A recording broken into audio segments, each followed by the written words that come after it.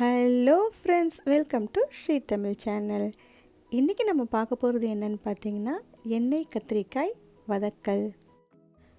கல்யாண வீடுகளில் செய்கிற மாதிரியான ஒரு எண்ணெய் கத்திரிக்காய் வதக்கலை தான் இன்றைக்கி நம்ம பார்க்க போகிறோம்.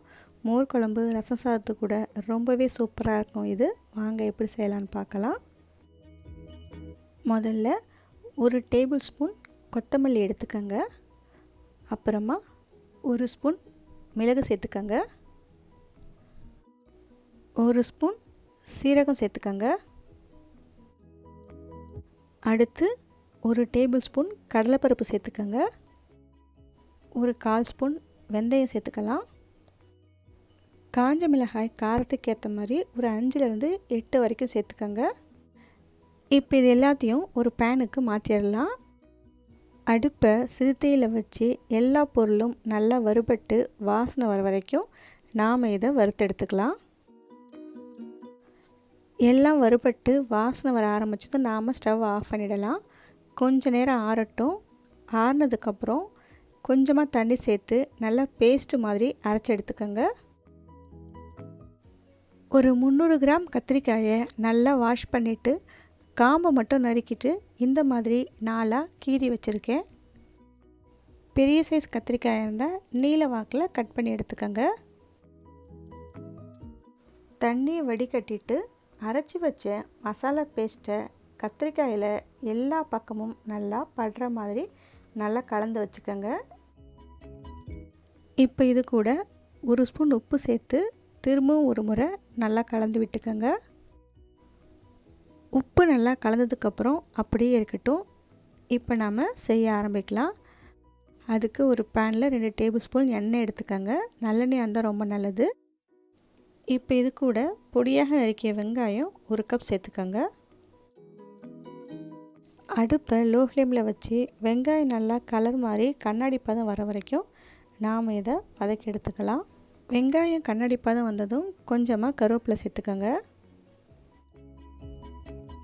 அடுத்து ஒரு ஸ்பூன் இஞ்சி பூண்டு பேஸ்ட் சேர்த்துக்கோங்க. இஞ்சி பூண்டோட பச்சை வாசனை போகிற வரைக்கும் நாம் இதை வதக்கி எடுத்துக்கலாம். கொஞ்ச நேரத்தில் பார்த்திங்கன்னா இஞ்சி பூண்டோட பச்சை வாசனை போயிடுச்சு. இப்போ இதில் ஒரு பெரிய சைஸ் தக்காளியை சின்ன சின்னதாக கட் பண்ணி சேர்த்துக்கோங்க. தக்காளி ரொம்ப புளிக்கிற மாதிரி இருந்துச்சுன்னா பெரிய சைஸ் தக்காளிக்கு பதிலாக மீடியம் சைஸ் தக்காளி கூட சேர்த்துக்கலாம். இப்போ இந்த தக்காளி நல்லா சாஃப்டாக வதங்கி வர வரைக்கும் நாம் இதை வதக்கி எடுத்துக்கலாம். கொஞ்சமாக மஞ்சள்தூள் சேர்த்துக்கோங்க. 1/4 ஸ்பூனுக்கும் கொஞ்சமாக உப்பு சேர்த்துக்கோங்க.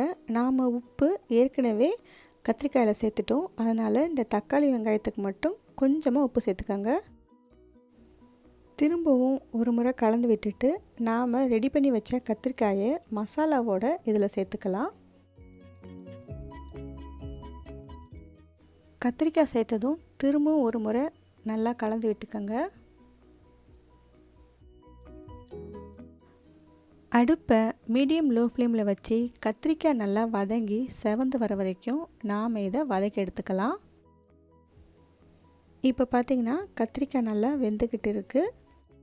இந்த எண்ணெய் கத்திரிக்காய் வதக்கலுக்கு தண்ணி எதுவும் சேர்க்க தேவையில்லை. அதே மாதிரி கத்திரிக்காயை மூடி போட்டு வேக விட்டுடாதீங்க. மூடி போடாமல் வேக வைக்கும்போது தான் கத்திரிக்காய் நல்லா வதங்கி வரும். அடி பிடிக்காமல் இருக்க இடையில கலந்து விட்டுக்கோங்க.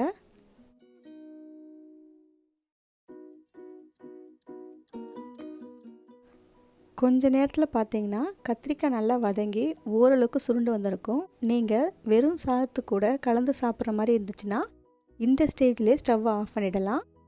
இல்லை ரச சாதம், தயிர் சாதத்து கூட சேர்த்து சாப்பிட்ற மாதிரி இருந்துச்சுன்னா இன்னும் கொஞ்சம் நேரம் நல்லா வதக்கி சுருளை வச்சு இறக்கிக்கோங்க. அவ்வளவுதான். ஓகே ஃப்ரெண்ட்ஸ், இந்த எண்ணெய் கத்திரிக்காயை இன்றைக்கி வீட்டில் ட்ரை பண்ணி பார்த்துட்டு எப்படி இருக்குன்னு சொல்லுங்கள். தேங்க்ஸ் ஃபார் வாட்சிங்.